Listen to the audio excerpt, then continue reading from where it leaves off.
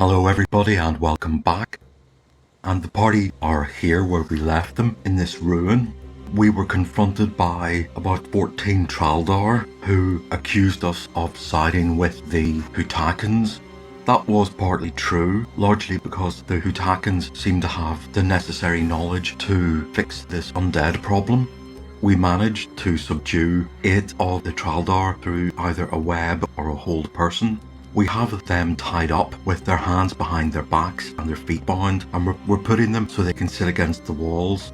We don't want them too close to the campfires, that's where our party is. There are also some of the giant lizards that they ride hanging around here. We will be taking those. There are 6 of them, and we realised in the absence of horses, these are the next best thing.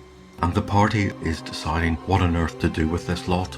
And the consensus that they're coming to is that in order to show the Traldar we are not out to kill them, we will return these prisoners to their own people and we'll leave them at the front gates and just walk off or ride off and they can make their own way home. Now, it's getting into midnight. We are worried about another undead attack. The campfires are crackling away. The party are sitting with their backs to them, watching the prisoners. This is a really dull, monotonous thing to do. All you can do is make small talk amongst each other. Some of you can doze while your partner keeps watch. And the Traldar themselves, half of them are dozing against the walls. And the moon rises as the night goes on. But all of a sudden, well, it's hard to tell where it comes from, but it appears to come from here. It's the most revolting stench. I don't know if you've ever smelt a decayed body, even if it's just of an animal like a mouse. It is rank. And this is an all-pervading smell of death, mixed with that gastric acid smell of vomit that just comes gushing over the whole of this area. And rising up from behind these walls here is this large green, gelatinous, slimy, slabbering form.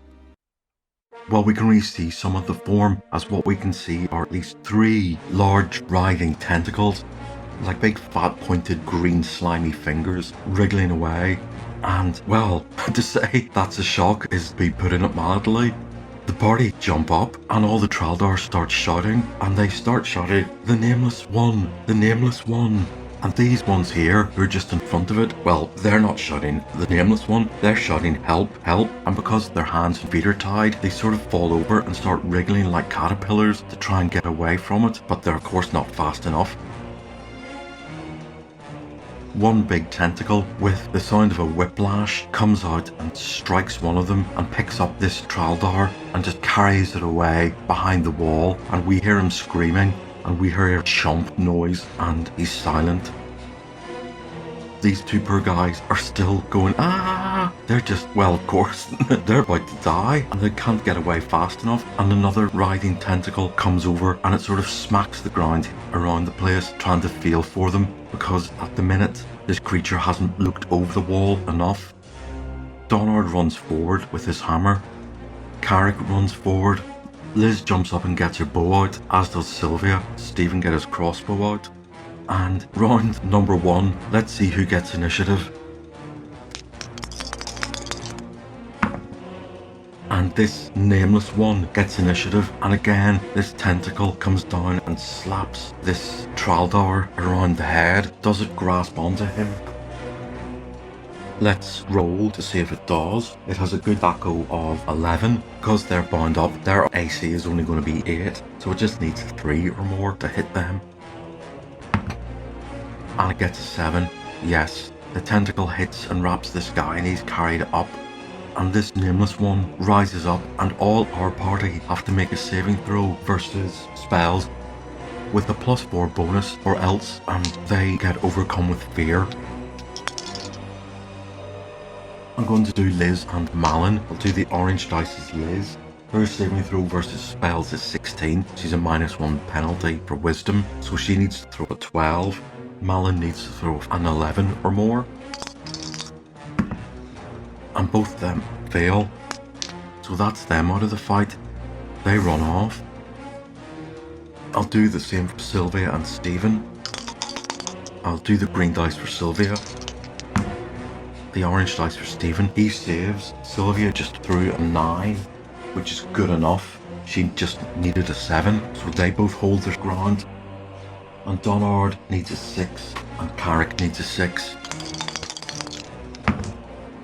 And both of them hold their ground. So this Traldar's being lifted up into the air by this tentacle. Let's do missiles first. Let's do Sylvia, who hits and does incredibly good damage and does 9 points. Let's do Stephen, who misses. Let's do Donard with his Warhammer.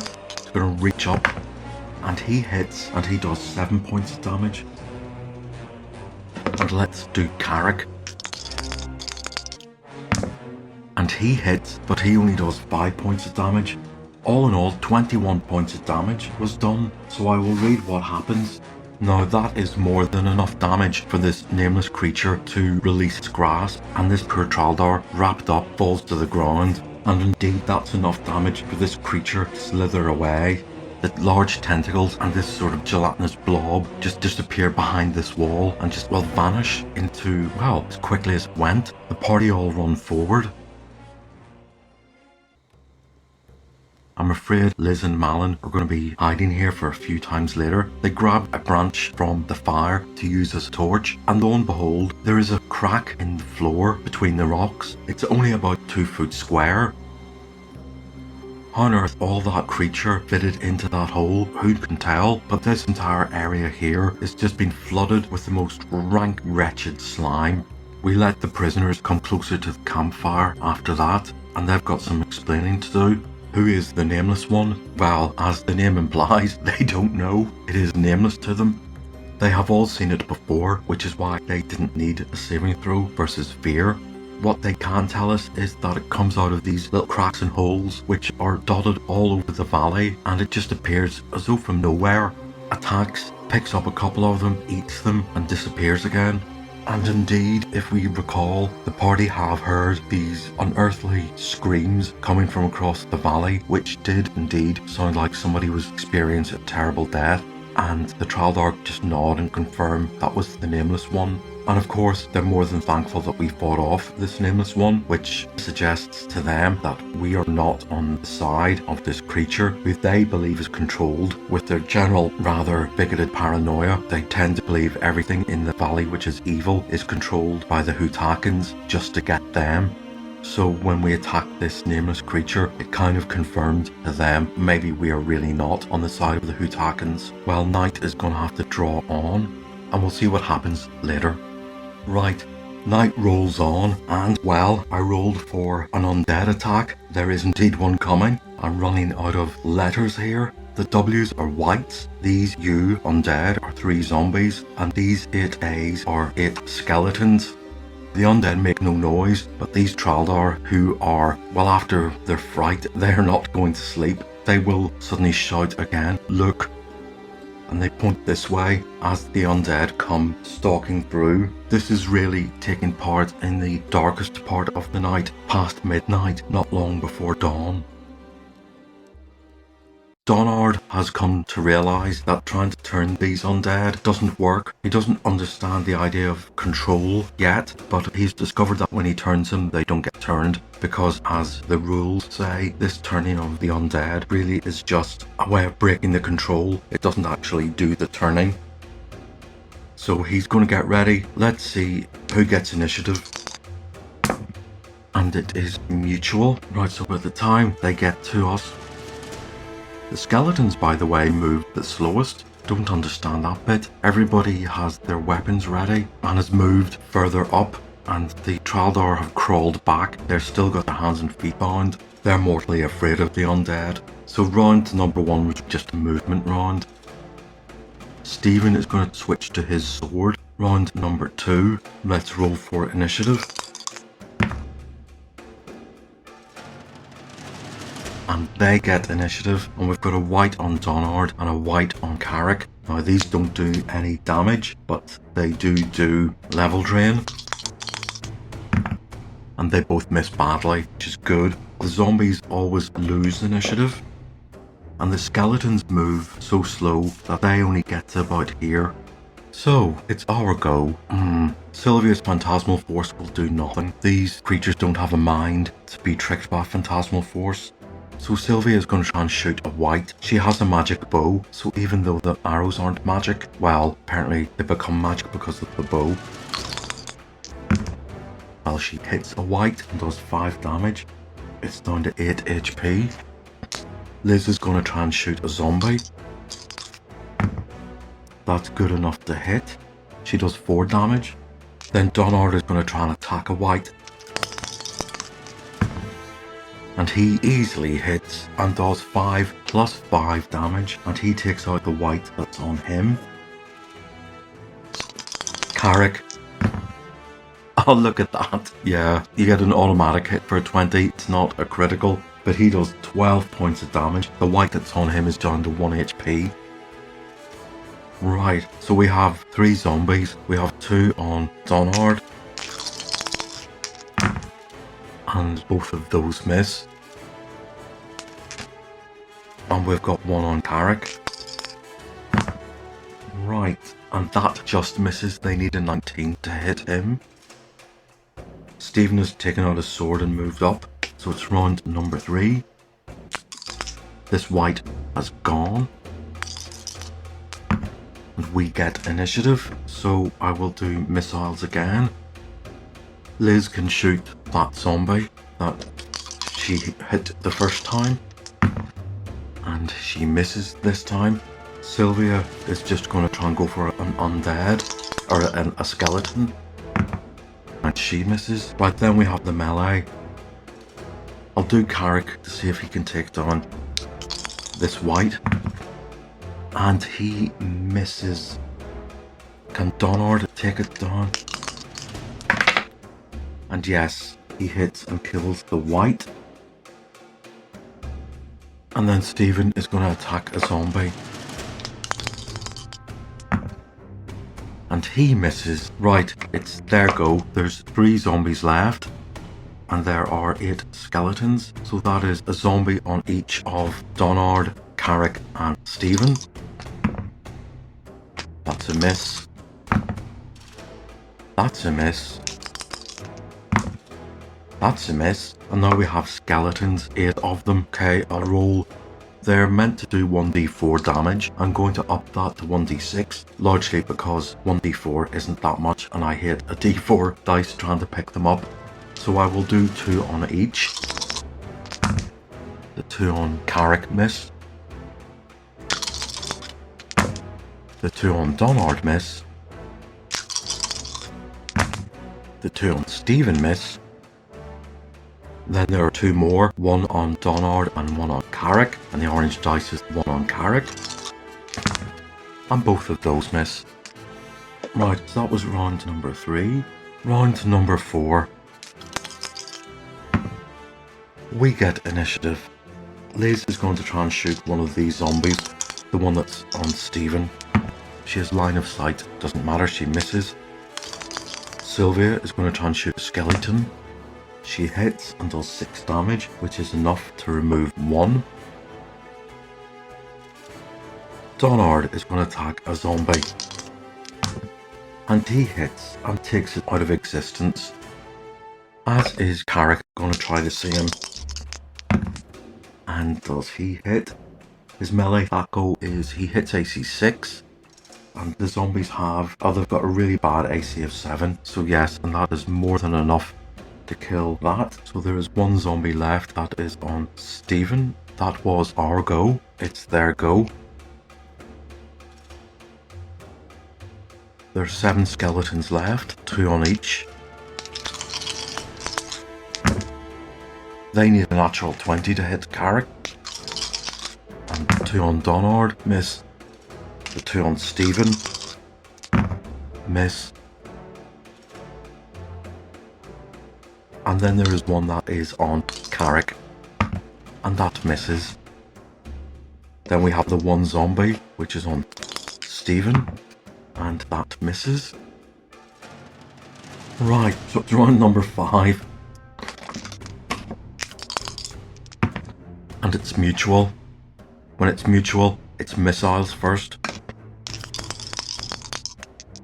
Liz, with a short range bonus, hits and does 4 damage. That zombie's down to just 1 HP. Sylvia on a skeleton. She hits and does 4 damage. That's down to 1 HP. Right, now we will do the skeletons.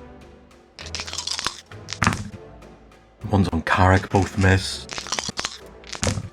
The ones on Donard both miss. And the ones on Stephen both miss. And that extra one on Carrick misses. Zombie goes last, so it's our melee. And Stephen is on the zombie. It has 1 HP left. And it still has 1 HP left. Donard is gonna attack a skeleton. And he succeeds and kills it. Carrick is gonna attack skeleton. Yes! Max damage. That's just a little pile of dusty bones. And then we have the zombie on Stephen, who misses. So it's round number 6. Okay, let's roll for initiative. And it's mutual again. So I will do the missile round. Liz finally hits, and what a waste of a good shot. Bit of overkill there. That zombie had 1 HP left. She did max damage. Sylvia on the skeleton. She misses. So there are just 5 skeletons left. 2 on Carrick. Both miss. 2 on Stephen. 1 hits him for 3 points. And 1 on Donard. That's a miss. So it is our melee round. Stephen on a skeleton. Yes, he hits AC 8 just, and he does enough to kill it. Donard on a skeleton. Yes, max hit, not quite max damage. That's another one dead.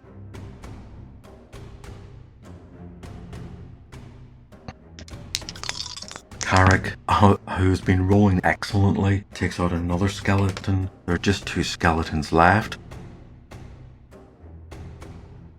It's round number 7. And those 2 skeletons get initiative. There's 1 on Carrick, there's 1 on Stephen. And they both miss. Okay. Liz does not have line of sight. Sylvia does. She misses. Donard misses.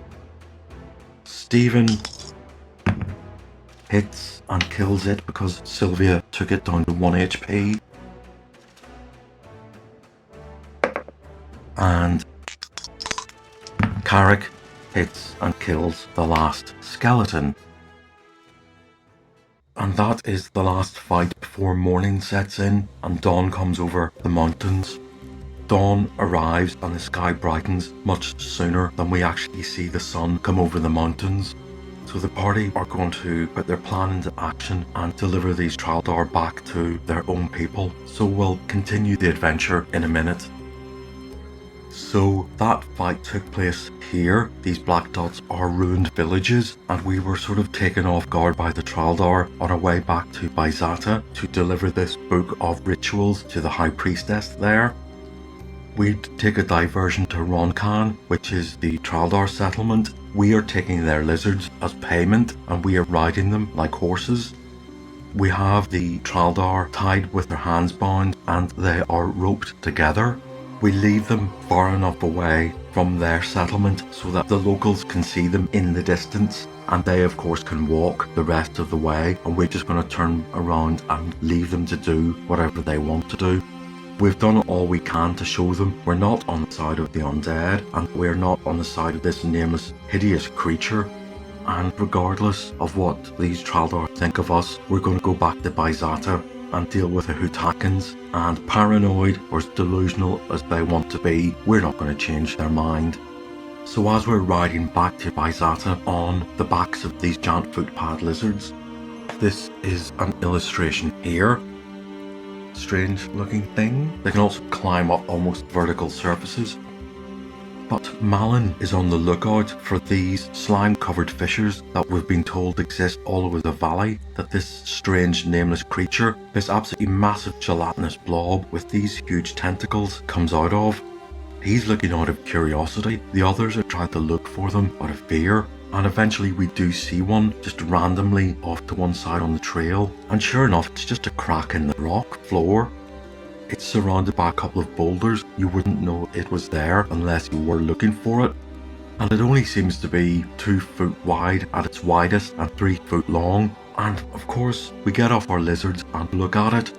And one of the things we know is that the surrounding rocks are covered in dried slime. It doesn't smell unless you pick at it with your sword, but it's been some time since the creature came from this hole. But of course, the most remarkable thing is, how does a creature that size squeeze out of such a small hole? And Malin thinks aloud and says, it must be like an octopus. And Liz says, an octopus? When have you seen an octopus? And Donard says, you don't get them inland, they don't drink fresh water.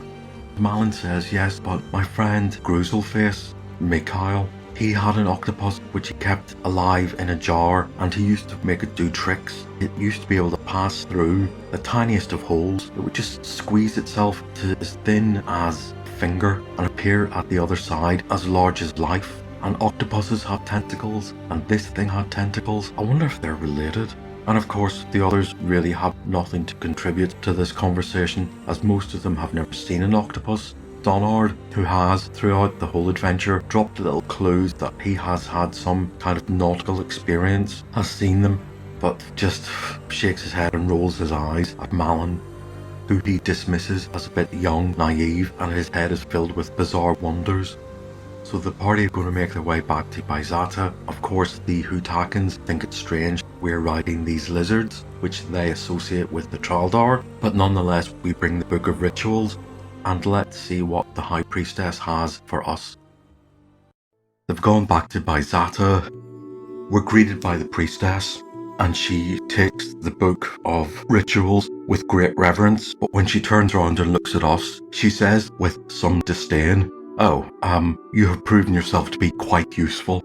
Let's see if you can prove yourself to be more useful. Let's form a company and go to the Temple of Flower to perform this ritual. And then she says, consider yourself under my command. Well, diplomacy and courtesy are not the Hutakan specialities, it appears. So after we deliver the book, we're given accommodation overnight to rest and heal up, and then we're given breakfast tomorrow morning and the party will set off. So she gathers together a retinue of about 4 Hutakan priests and another 4 Hutakan warriors, and they are not a fighting people.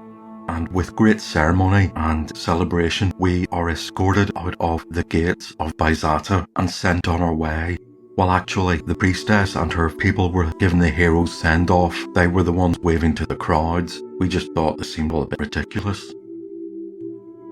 Now, as we walk, Malin, of course, wants to know what that horrible, slimy creature was. The priestess turns to him, so shocked that he would speak out of turn. She says, your curiosity will be the end of you one day, which is a polite way of saying shut up. But she does answer the question and tells us that creature is called the Karatoba. And Donard says, where did it come from? The priestess says, you ask a lot of questions. I suppose we owe you something. So she then says the Karatoba is older than the valley itself. It is probably as old as the god Flower. And indeed, it might be an ancient evil that he has been conquering for centuries. And she shrugs, says, these are what our legends tell us. So with that conversation over, and being told that really they're not in the market for conversation, the party get to the Temple of Flower. So after we deliver the book, we're given accommodation overnight to rest and heal up, and then we're given breakfast tomorrow morning, and the party will set off. And here is a drawing of the temple, and this, I'm guessing, is the rock face that sits behind it. And these are the maps we will be exploring as we get into this temple for what will be the end game.